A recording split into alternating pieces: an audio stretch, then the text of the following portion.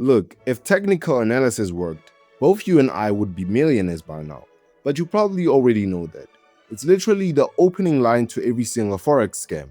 I'm not selling a course or anything at all, but I would love it if you spend a few minutes watching this video.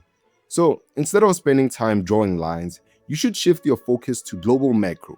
What is global macro?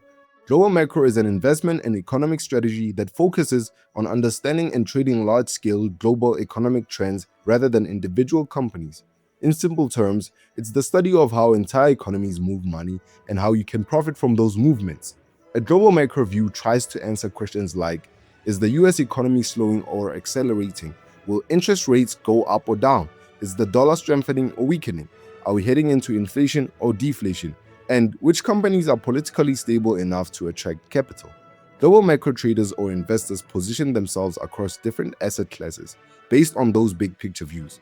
Think currencies, bonds, equities, commodities, and derivatives. So instead of asking, is this company good? They ask, what is the world doing economically right now?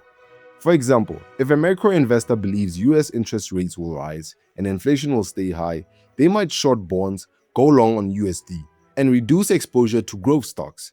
The key idea is that global macro is basically trading the world, not companies. Let me give you two real-world examples: George Soros and Ray Dalio.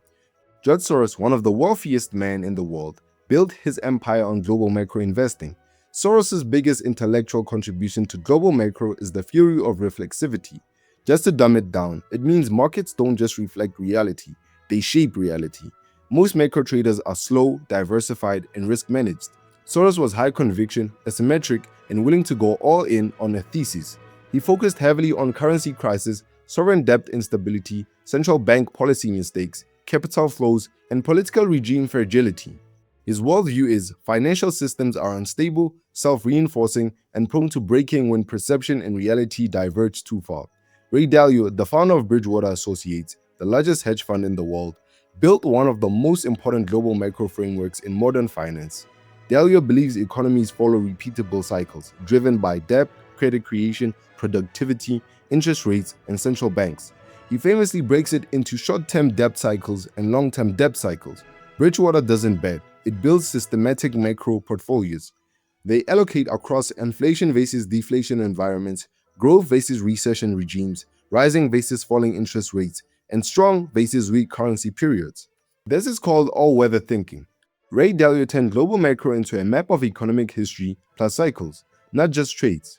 This is only the first episode in a long series that breaks down global macro investing strategies. In conclusion, stay tuned.